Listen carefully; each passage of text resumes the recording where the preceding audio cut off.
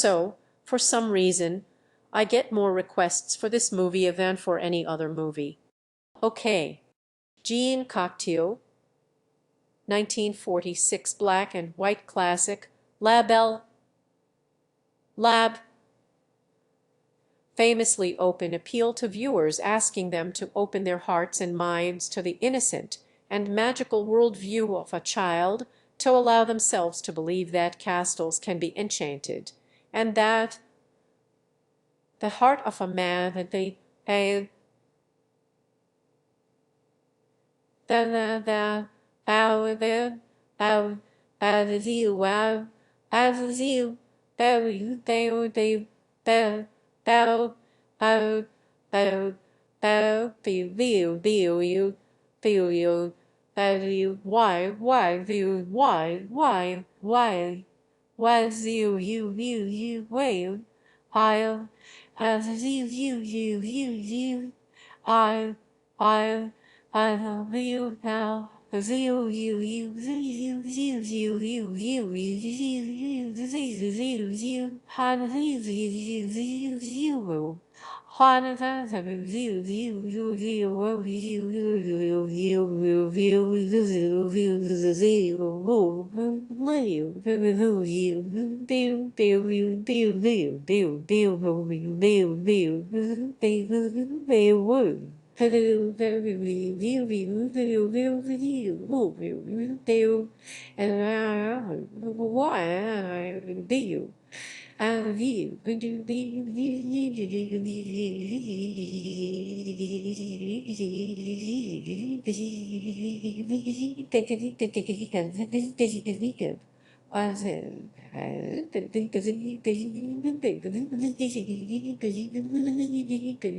Well, I did some digging, and it turns out that the live-action Beauty and the Beast originally had an homage to Cocteau, opening for their 2017 remake of the original Disney animated classic. It said, "We invite you to open your hearts and minds to the magical worldview of pedantic nitpickers who point out plot holes and fairy tales, which we are now kowtowing to." Apparently. Here's a movie for you guy who kept pointing out that, according to math, the prince was only 11 when he got turned into a beast. That's pretty messed up. Right. That's not logical. Open your heart like the pedantic who opines. Now let the tune forget that the monarch had disappeared. Plot halting. Whoa. I hate it. So apparently the intent with the remake of Disney animated classic Beauty and the Beast was to respond to every bad faith criticism lobbed at the original. Like, well, why were the servants enchanted? 2. They didn't do anything wrong. And Belle's not feminist enough. Make that she reads an active transgression against the patriarchy. Teaching another girl to read isn't one enough. And give her an invention subplot that goes nowhere. Effectively, Disney has gone and made a movie which differs in content only in that it appears to exist to appease the pedanticus of YouTube with their decades of bad faith criticism, and forever having enabled the atmosphere of pedantic fury that led to the creation of a film that goes out of its way to address the plot holes of the film that it is based on. I will never cease me penance walk. But I am going to complain about this movie for a really long time. So strap in. It's important to contextualize this movie in the trend that it is the current apotheosis of, that being Disney live-action remakes. And these live-action remakes seem to pose themselves not as simple remakes, but as responses to criticisms of the films that they are remaking. For Maleficent, it posits that Maleficent was misunderstood and that the narrator of the original movie was unreliable. For The Jungle Book, it posits that, hey, maybe Shere Khan had a point and Mowgli is dangerous. But for Beauty and the Beast, the response seems to be fixing plot holes that weren't actually problems or plot holes to begin with. And you may be asking yourself, is this really an overlong, nitpicky, complainy video complaining about how overlong, nitpicky clickbait film criticism has influenced the actual text in the current trend of live-action Disney remakes. Yes, we begin not with the bad bitch who got this party started Maleficent, nor the original animated Beauty and the Beast, nor even the evil genius current CEO of the Disney company, aka boringly competent Daddy Bob Iger. It starts with the Robert Moses of the Disney company, daddy of daddies Michael Eisner. Because important to remember is that Michael Eisner was Bob Iger's mentor in the 1990s and early 2000s, and that the reason Iger had the opportunity to enjoy this long run as CEO of the Disney company was because of his unwavering fealty to the Regina Georgia Hollywood CEOs, Michael Eisner. In a 1981 letter, Eisner wrote to Paramount executives before he jumped ship to become CEO of the Disney company. He penned what is widely considered to be his ethos and possibly the most 1980s thing ever written. This was an ethos carried through to his time at Disney. That said, Eisner was also super cognizant of the value of brand prestige, and ironically in his earlier years, he was super resistant to the whole concept of releasing Disney classics on TOVs, as this, he worried, would lower the prestige of the brand. But boy did he change his tune when Pinocchio, the first release TOVs, because it was considered lower rung among the classics, sold out of its first run. The verses was a view, oh, by, to so, the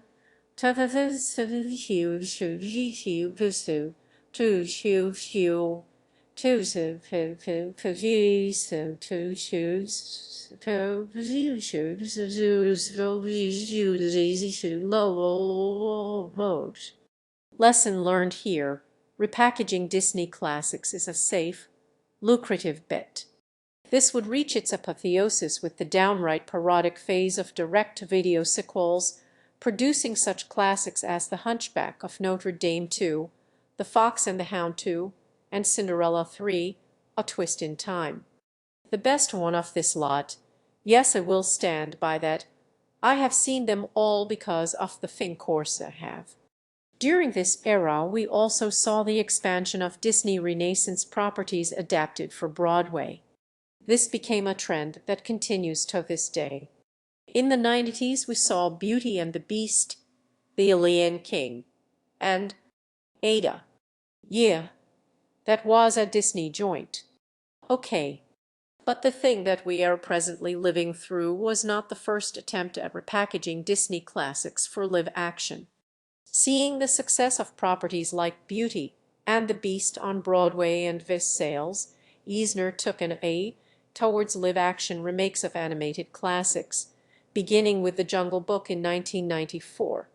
This one had a sexy Mowgli. But Eisner's real event was 101 Dalmatians in 1996 starring Glenn Close. I've no use for babies. Both of these movies did okay. 101 Dalmatians did really pretty well, breaking in $136 million in domestic box office grosses and unleashing an avalanche of plush dogs and other merchandise and eventually garnering a sequel. During this period there were also remakes of old live-action movies like The Parent Trap starring Lindsay Lohan, which unexpectedly grossed $92 million, proving that there was indeed a market for this sort of thing. But these were not huge successes, and after event movie Pearl Harbor was eviscerated by critics, Eisner became much more bearish on the whole concept of event movies in general. Movies like The Jungle Book 94 and 101 Dalmatians didn't really start a trend where newer films like Maleficent and Cinderella of 2015 did. The final element to the formation of this version of Beauty and the Beast is one we can't really pin on Eisner, and that is the recent trend for Disney movies to make metatextual commentary on the Disney company and the Disney brand in general. It's there in Mona. If you wear a dress and you have an animal sidekick, you're a princess. It's there and enchanted like the whole movie. And dear God, frozen.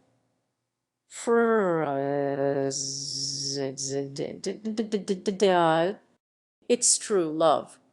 Audiences love it when Disney knowingly pokes fun at itself. Do animals talk to you? No. Were you poisoned? No. Cursed? No. Kidnapped or enslaved? No. Are you guys okay?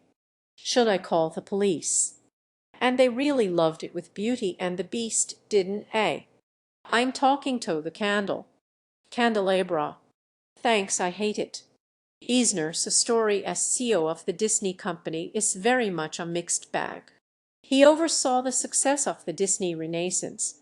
Yes, but he was also responsible for a string of acquisitions and bad ideas, which could take up many, many, many episodes, but I am not going into here. Eisner certainly took to heart Eisner's wisdom of not being obligated to make art or history, but to make money which manifested as safe investments. But Eisner invests safely, and much bigger than Eisner ever did. As a result, Disney's stock has quadrupled in value since Eisner's departure in 2005. Eisner in 2018 is able to execute Eisner's vision of repackaging Disney properties for live action without making the brand feel cheap like Eisner eventually would with his reliance on direct-to-video sequels. In effect, Eisner has mastered what the Disney company refers to internally as brand integrity. And moreover, the Disney company under Eisner has figured out the secret ingredient. It's not enough to just do a live-action remake of a beloved classic starring Glenn Close.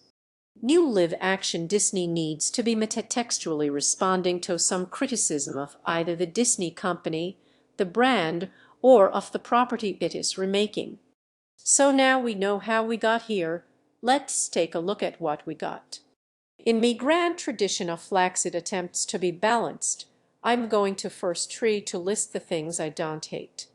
But I gotta be honest, there's not much here. At least Phantom of the Opera had Patrick Wilson in Minnie Driver. Okay, I am going to find some stuff I don't hate. Let's see, there's gotta be some stuff. Okay, Lumiere and Cogsworth have a different dynamic in the remake than they do in the original. Rather than them squabbling and Cogsworth constantly trying to restrain Lumiere, here they don't really fight and Cogsworth wants to stand up to the beast. You can't talk to us like that. I forbid it. And Lumiere's kind of trying to help him with that. Of course, that doesn't really go anywhere. Cogsworth never does stand up to the beast, so it's an arc that is added with no payoff. It's different.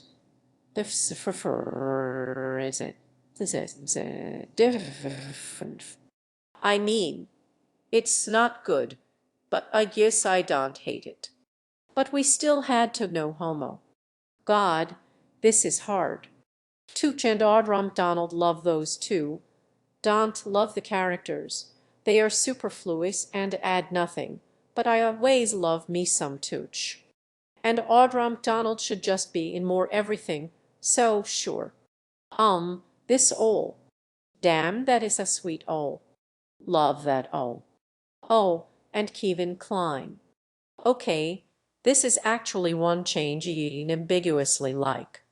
Like turning Maris from an infantilized man-baby into a gentle, sensitive clockmaker. And Kline sells it. That actually really, really works. It's all right. And that's it. The original release of Beauty and the Beast in 1991 included a commentary track in which directors Kirk Wise and Gary Trousdale and producer Don Hahn were already audibly frustrated with people trying to over-explain and outsmart the logic of an enchanted castle. The most relevant bit that sticks out in me mind is where they try to explain, or rather, kind of infer they shouldn't have to explain, the internal logic of Be Our Guest. Every piece of flatware does necessarily have a corresponding human equivalent, but it was a lot more fun to have dancing flatware and dancing silverware. Like It's an Enchanted Castle. Or Go, the stuff in it is also enchanted. That doesn't mean that everything that moves in the castle has a one-to-one human equivalent. But because one of the selling points of this movie is the over-explanation of everything, everything needs to be explained in the dialogue. I'm talking to a candle. Candelabra, please. Yep, that's weird. Glad you pointed out how unlikely that is so we can take off the million layers of logic armor in which I have adorned myself so that I can suspend my disbelief. We can't leave things to people's imaginations. Then they might go make an internet about it. See, it's a stuff like this that legit sucks the magic out of parables and fairy tales. But it needs to be explained to modern audiences that no, not every object in the castle has a human corollary. Hello, what's your name? That is a hairbrush. Like Madame Craper, the helpful toilet. Hello, what's your name? My belt. Your dress? It is stuck in your belt. Oh, don't worry. It happened to me all the time back when I had legs.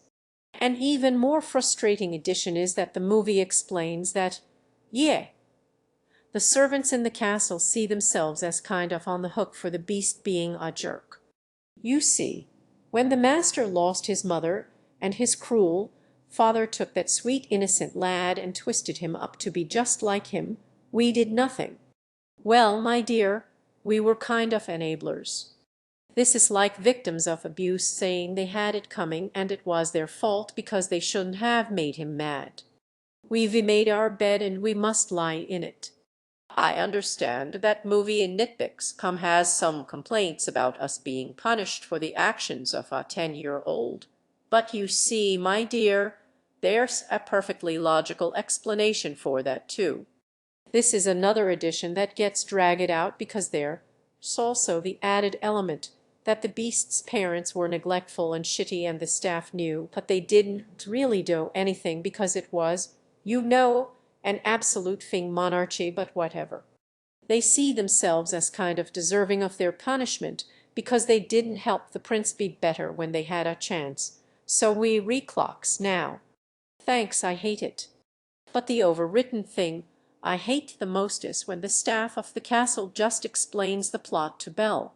What happens when the last petal falls? The master remains a beast forever and we become antics. Another major change in this version was adding more stakes to certain aspects of the plot, which in theory, fine. Instead of the rose falling apart, now the entire castle is falling apart. It's not just the possibility of everyone remaining as they are for all time. The staff are becoming more and more inanimate as they inch closer to Rose and Geddon, which grew 3 more feathers and I just plucked yesterday. Again, fine. Not the worst thing ever as it adds clearer stakes. But this adds to the problem as by adding these higher stakes, they don't account for plot elements that they do keep from the original animated movie. Namely, the punishment of basically condemning his entire castle of ceasing to exist doesn't really jive with his decision to let Belle go. I let her go. What? Master, how could you do that? Adding more stakes around the staff adds a whole host of problems. Namely, turning the beast's lack of concern for his staff from anger management problems and general immaturity into being actually morally reprehensible. I set her free. I am sorry I couldn't do the same for all of you. I guess. Boss of the year. Sorry, Cave Daddy. So adding these higher stakes kind of zaps the meaning from the moment where he decides to let Belle go. It turns the beast's decision from a moment of personal growth into a trolley problem. Whose life matters more, Maris or every living being in the goddamn castle? In this version, the beast letting Belle go is no longer him placing Belle's needs in front of his own, but instead deciding that Marist's life is worth more than everyone in the castle, who he has now doomed to death. Point being here that the movie wanted to up the stakes. Fine. But it fundamentally changed what is supposed to be the emotional core of the story. That being Beast's growth as a person who can put other people's needs before his own. Who can see other than the other oh business whoa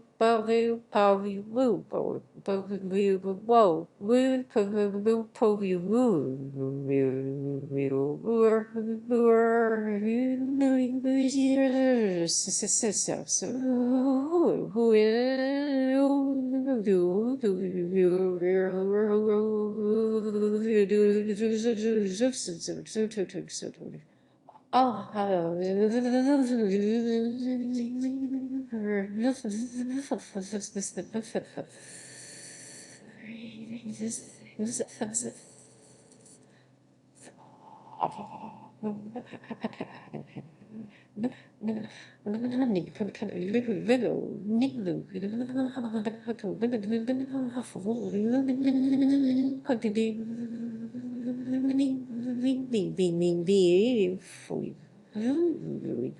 or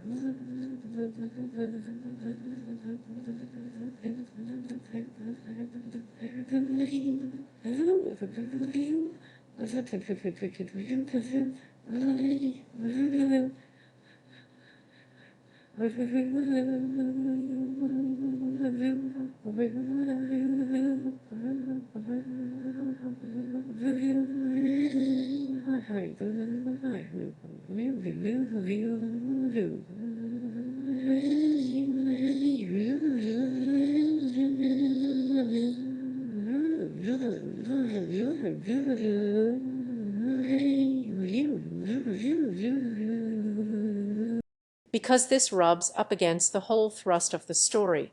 The higher stakes kind of necessitates that the enchanted objects explain their plight to Belle. What happens when the last petal falls? The master remains a beast forever, and we become antics. Yes, logically, it would make sense for Lumiere Cogsworth and Mrs. Potts to do this, but it diminishes what should be the emotional core of the story. That Belle develops these feelings on her own terms, in her own time. She doesn't do it because they're fucking lives on the line. She does it because she falls in love with him, because he begins to live as his best self, not because of a trolley problem, which she proceeds to ignore anyway because Maris needs help. And while we're here on the topic of terrible editing, what is this? Chip. Have you seen Chip? He ran off. Oh no. Mom. What was Chip jumping from? Why is this happening? Was this scene really in need of more stakes out of nowhere? Oh no. Mom. If I can't live as a cop, I'll die as a cop. See, over-explaining everything in this case not only insults the intelligence of the audience, which is perhaps deserved because there is a certain sect of film commentators who have built careers off of complaining that their hands are not being held through the entire narrative, it also diminishes what should be a fairly simple but powerful story about love, forgiveness, redemption, and discovering your best self. But it's really hard for the Beast to discover his best self in this movie, because there is one. The Beast was a challenge in the original movie because he had to be scary, repulsive, a huge jerk, and eventually extremely likable. Part of this is accomplished through the medium of animation, which with a skilled animator is much better able to capture clear and complex emotions. This shot early on in the film shows an inner conflict and complexity at a point in the narrative where he's still the bad guy, and all with no dialogue. The Beast's transformation is inspired by wanting to do right by Belle, and Belle being kind to him in turn is earned. She doesn't become his life coach, nor does she train him in the art of being nice, but she does give credit where credit is due. 2017 Beast is a massive prick. Idiots. And I don't mean like, he's an arrogant prick, but then he learns the error of his ways. Like, I think this is supposed to be charming. Actually, Romeo and Juliet's my favorite play. Why is that not a surprise? I am sorry. See, this is what is called a neg, popularized by Neil Strauss, 2005 book, The Game. No, I don't have a copy of The Game lying around. I want that Hartacci and pining and the beast saves Belle from wolves, and while he's out cold, Mrs. Potts explained that it's kind of the staff's fault he grew up to be a jerk, and when he comes to and Belle professes her fondness for Romeo and Juliet, why is that not a surprise? Classic neg. When I enter the room, Lauterdes. Well, it might be because you abuse them and they afraid of you. Idiots. See, this moment could have paid off by adding like one line where she explained that his staff is afraid of him, and maybe it could be a growth moment. When I enter the room, Lauterdes. But, nah. There are a lot of small bewildering changes to the beast's character that adjust. I don't understand why they there. Gone is this humanizing moment where the beast realized his anger got the better of him and he made a huge mistake. Get out. Go. Go. So when he shows up to save Belle from wolves, it's kind of out of nowhere because he never has that emotional beat of realizing he made a mistake. In this version, Belle doesn't have a deal with the beast, so she can't renege on it. Where are you going? Promise or no promise, I can't stay here another minute. Which not only begs the question of why she sticks around, but also adds a particularly Leike's dynamic to the scene where she's running away and everyone in the castle is trying to imprison her. Here he is beating her in the face with Agent Snowball, which he then laughs about. Not even like an, oh shit, like that she broke her nose. Then followed by the change in the library scene. In the original, it follows the beast's change of heart. He wants to do something for Bella that she will appreciate. I've never felt this way about anyone. I want to do something for her. In the remake, it's just him showing off. So many better things to read. Like what? Well, there are a couple of things in here you could start with. Like, check out me library. It's pretty sweet. You can look at it, yes. All of these small changes add up. Beast doesn't earn Belle's affection, so she's trying harder than he is and ends up his thing life coach like she was in Belle, Enchanted Christmas, and ends up doing all the thing work. The beast is just a mediocre man who fails into success by possessing the right objects despite never making any effort to rise to her needs and figure out what she wants. Fine, I guess I'll go down to. And this scene doesn't read that way in the animated movie, where the beast actually makes an effort to use a spoon but he physically cannot. But the worst thing is that these two have no chemistry at all. It's foolish, I suppose, for a creature like me to hope that one day he might earn your affection. Do you know? But all the same, I never really buy that she grows to care for him. It's honestly hilarious how quickly she ghosts him when he lets her go. And then at the end when she's crying over him, there's just no chemistry here. I just don't buy it. And this scene is super not helped by the freaking enchantress barging in on what is supposed to be a private, intimate moment. Thanks for that, Becky. It would have been great if he nagged her after he turned back into a man. Said something like, "Whoa, your pores are much less noticeable now that I have human eyes." And she's like, "It is you. Movie needs to be longer." So it pads us up with a bunch of crap that doesn't to go anywhere. Some of these additions are plot related. A small example is the rose thing, a plot element from the original story. Belle's bitchy sisters ask their father for niceties, where the virtuous, humble beauty asks only for a single rose. In the original movie, the rose is a gift offered by the enchantress, which then turns into the film's ticking clock. The 17 remake decides, hey, why don't we have both? So the new movie keeps the rose and adds a backup rose, as in the original story, and this goes nowhere and I hate it. Belle dozed, have bitchy sisters who ask for nicer things, with the humble Belle asking only for a rose. Here Belle asks for a rose because what can I bring you from the market? A rose, like the one in the painting. I don't know, something to do with the mom. We'll get to mom. Food and water is fine, but don't you dare touch my roses. Apparently that's what happens around here when you pick a flower. Oh, but it doesn't stop there, because we have to over-explain everything. The beast is like traumatized by roses. I received eternal damnation for one. I am merely locking him away. He explains this with his words, and that is why he locks up Maris. Another truly bewildering change is Lumiere and Cogsworth going behind the beast's back rather than having that humanizing moment and having it be his decision to put her in a nice room instead of the tower. I'll show you to your room. My room. But I thought,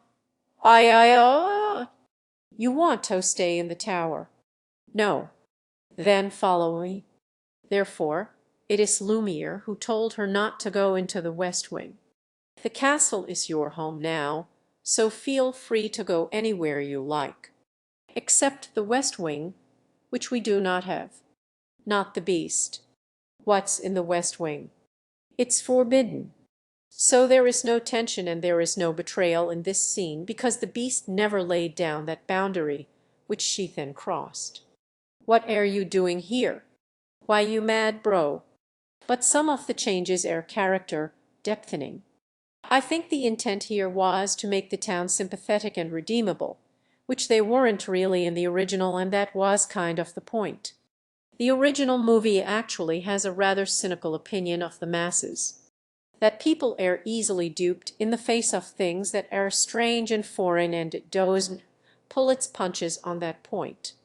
But the 17 remake does by making the town redeemable, which isn't really earned, nor is there any emotional payoff when, I don't know, Mrs. Potts reunites with Mr. Potts.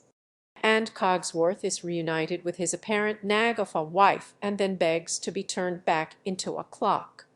Turned back into a clock. Turned back into a clock. Thanks, I hate it. So on the one hand, there's this bid to make Gaston kind of sympathetic by implying that he has asked a truly stupid and insulting change that adds nothing. Look, Gaston doesn't need damage. He is the high school jock everybody admires. He's a hunter. He doesn't need to be more than that. He just needs to be a big handsome dummy everyone loves because he's arrogant and good-looking. Because that tends to be how it happens in the real world, and that's kind of the point of the movie. So the addition of Gaston was in the war is awful. Not only does it add backstory that goes nowhere, but as the film goes on, it's less he was in the war. He's damaged so much as he's like a blood psychopath that appears to be aroused by the mere thought of violence. Make happy thoughts. Go back to the war. Blood, explosions, countless widows. Widows. The remake has Gaston giving Maris the benefit of the doubt, and it seems to be going in the direction of making Gaston kind of more reasonable and sympathetic. But then boom, blood rage. So instead of Gaston being widely admired, not only is his characterization inconsistent and splotchy, wonderful book you have there. Have you read it? Well, not that one, but you know books. The town is kind of skeptical towards him. Gaston, did you try to kill Maris? So much that during Gaston, Le Faux is paying people to sing. Why add this? Why can't Gaston be genuinely admired by a small town who is taken in by a good-looking guy who is secretly, internally monstrous? Why do we need to make the town both more bigoted and more sympathetic? They re a poor provincial town. They a poor provincial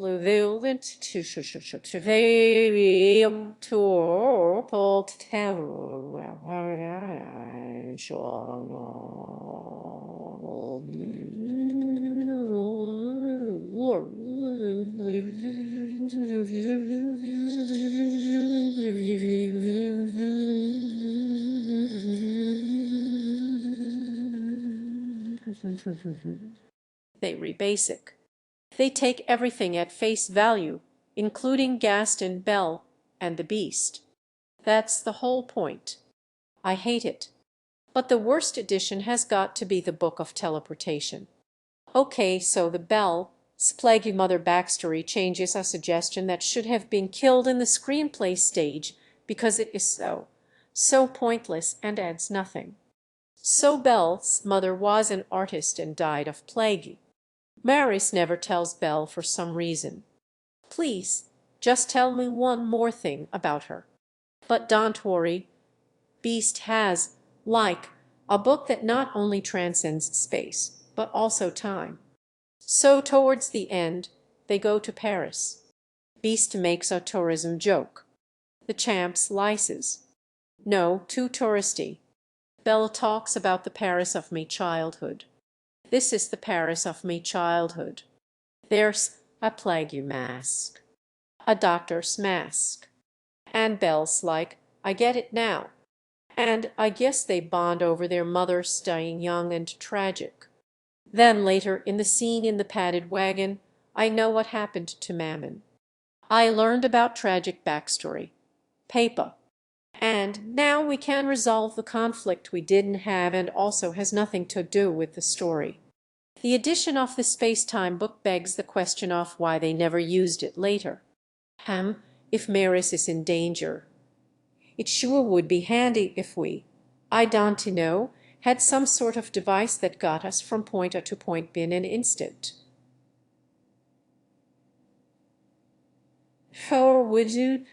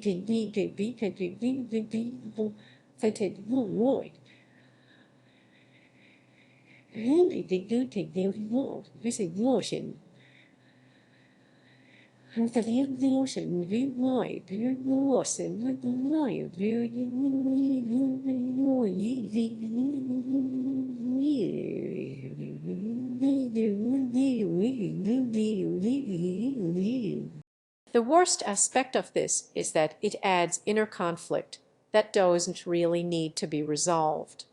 Belle wants to know her backstory. What happened to Mom? Fine. What does that have to do with her learning to love the Beast?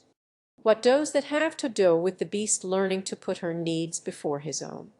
Hell, it doesn't even really drive a wedge between Belle and Maris. It's not driving a conflict between her and anyone. It really has nothing to do with Gaston. It's just jammed in there, and it feels like it's yet another metatextual response. Where are all the Disney moms? Asks the clickbait sites. Well, here's your answer. She dead. Does it add anything to the story? Does it enhance the characters? Does it deepen any relationships? No. But it does offer a response to the complaint that Disney princesses have largely absent mother figures, which itself wasn't really a criticism of this story so much as a question of the broader trend in Disney movies. Where are the moms? Hey, did you know that this movie has the first gay? When it was announced that LeFou would become the first out gay character in a Disney movie, the Ellis the Gauss, the BSTS, and of course all you filthy cock, has responded with uproarious applause. So yeah, the old community responded overwhelmingly with "Fing really," which got upgraded to "Are you fing kidding me" when we saw the final product, and the only out thing about LeFou that wasn't completely subtext was this shot. Whoa. Such gay. Very representation. So a lot of people were very validly annoyed that this was the best that we could get for the first out gay in a Disney movie. Well, I used to be on gassed inside, but we are so in a bad place right now. You re too good for him anyway. The buffoon character, whose name translates to the fool. You re-welcome gays. But the worst offender on the front of cheap, safe Hollywood liberalism is Belle, Feministicum. What on earth are you doing? Teaching another girl to read. Isn't on enough. Introducing Beast for Sheen. Feminism written by straight white men whose feminism appears to have pretty much began and ended with Disney feminism from the 90s. I'm a fast learner. A damsel in distress. I'm a damsel. I'm in distress. I can handle this. Have a nice day. Okay, and I honestly don't want to shit all over he for she. I think a lot of people in America and the cook miss that it's supposed to be a global thing. This is not a dig on Emma Watson, who we honestly think is a net positive, and I really respect that she uses her platform to advance a more globally oriented brand of feminism. But somewhere along the line Disney decided, hey, as long as we're reusing this movie to respond to every criticism lobbed against the original, we should probably go ahead and appease the feminists while we rehear. So Belle helps Maris with his clocks. Thank you. Maris calls her ahead of her time. I was so ahead of her time. It was different. She leans in. Belle attempts to escape the castle twice, which is so much more feminist than the original where she attempts to escape a mirror once. Jesus Christ. I am surprised that they didn't have Belle look directly into the camera and ask the audience if they thought she was developing Stockholm Syndrome. The biggest and most egregious addition is, of course, Belle's goddamn washing machine, a thing she invented while also promoting female literacy. But oh no, here comes the patriarchy. What on earth are you doing? Teaching another girl to read isn't one enough. Whoa, it sure will be satisfying later in the movie when this guy learns the error of his ways and that female literacy is important. Oh wait, and then they smash her washing machine. Destroy it. I mean, at least you tried, Belle. All I wanted was to teach a child to read. Too bad that washing machine or your inventing skills will never be mentioned in the movie again. And I honestly hate to point out historical accuracy issues in a Disney movie because I do not care. I realize that this is a sticking point for a lot of people complaining about the accuracy of the era that inspired the film, but I don't care. Boy, there's no depth to how much I don't care about that line of thinking. However, since the movie decides to play up the historical aspect of the film and decides to definitively set the film in a period of French history that wasn't looking too bright for absolute fing monarchs. After all, miss, this is France. Female literacy was not a thing that was exactly frowned upon in this particular culture in this particular period in history. There were lots of magazines specifically for young women. The original Beauty and the Beast was even published in one of those magazines. So this was not a thing. And I hate this because not only was it not a thing, it dosed to go anywhere. At no point does this guy or anyone in the town really ever have a come to Jesus moment and realize that like sexism is bad and literacy is good. But hey, beast for she. Likewise, Belle being an inventor also never pays off. She never like invents a thing that helps the beast or the castle staff. Hell, she doesn't even get them out of the padded wagon at the end. In the original, Chip blasts them out. You guys gotta treat this thing. Gotta treat that thing. In this version, Maris does it.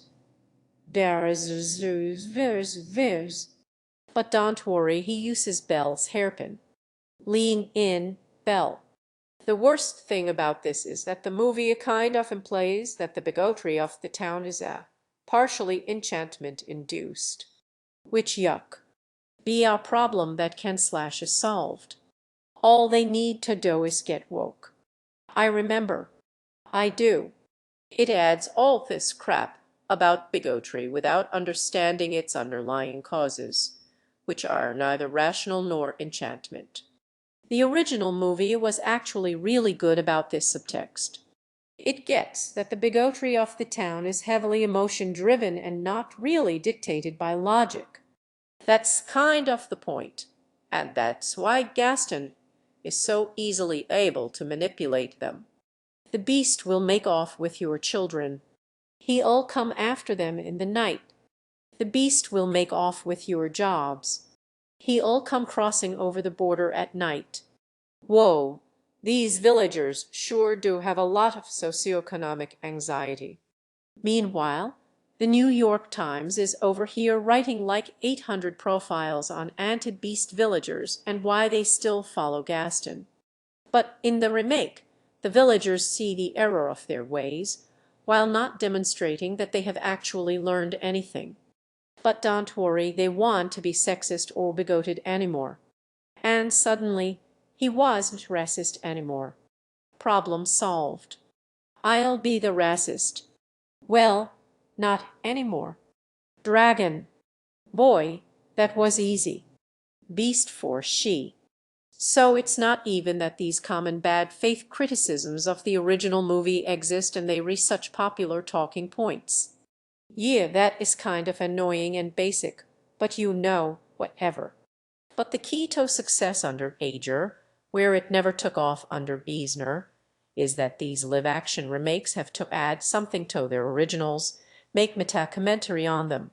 So here we have a film that fixes plot holes that don't to be fixed, adds dimension to characters that don't go anywhere, tacks on weird plot crap that likewise does not go anywhere, and shoves in some lazy hat tips to their version of progressivism. But that this formula has proven so successful, boy, I can't wait for Dumbo, now with more emotional support, and Mulan, but not a musical, because China doesn't like musicals. But the worst thing to me is how much this new approach doesn't feel like Disney. And by Disney, I mean Walt, who, independent of Cocteau, had a similar approach to storytelling. According to Walt Disney, whether he be 6 or 60, call the child innocence. The worst of us is not without innocence, although buried deeply it might be. In me work, I try to reach and speak to that innocence, showing it the fun and joy of living. The original Beauty and the Beast feels in the spirit of both Walt and Cocteau, but the new one is just cynical. The merger with Fox Studios is another major element here. That means fewer movies will be released in general, and given how safe these live-action remakes are, more resources will be put into far fewer productions. Again, to go back to that Eisner memo, we have no obligation to make art. We have no obligation to make history. We have no obligation to make a statement, but to make money. It is often important to make history, to make art, or to make a significant statement. In order to make money, we must always make entertaining movies, and if we make entertaining movies, at time, we will reliably make history, art, a statement, or all three. We will wait.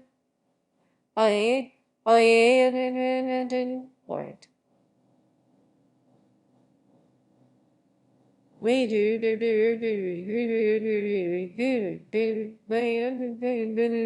roses in my string.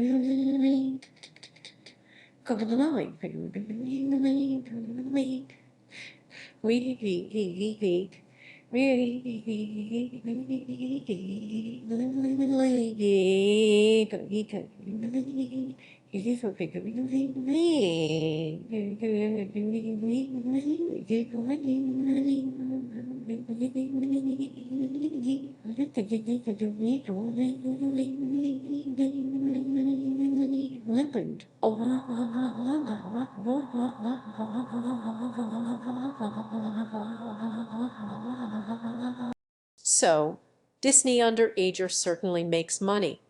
Congrats for that. But they are no longer making history. This is just safe regurgitation of brands we've already seen catering to a nostalgia-hungry market. And that wouldn't to be so bad, but more and more, this comes at the cost of the creation of anything new. And when Ager saw the breadth of his domain, he wept, for there were no more properties to remake. Parts of this episode were inspired by reading James B. Stewart's book Disney War, an audiobook I listened to while stuck in traffic. And I like to listen to really long nonfiction like this book while stuck in traffic. This episode was sponsored in part by Audible. Audible has the largest selection of audiobooks on the planet, and there is a lot of really great long nonfiction that is perfect for your otherwise wasted hours stuck in traffic. Audible members get a credit every month good for any audiobook in their store, regardless of price, and unused credits roll over to the next month. If you don't like an audiobook, you can exchange it with no hassle. Plus your audiobooks are yours to keep forever even if you cancel. You can go to audible.com/Lindsay Ellis. Yes, it's just audible.com/my legal given name to get started. Or via text, you can text Lindsay Ellis to 500-500. You can also find a link in the summary. This episode was also supported in part by our patrons on Patreon. Thank you as always for your continued support. We could not make overlong complaining videos about the Disney company without viewers like you. Thanks for watching.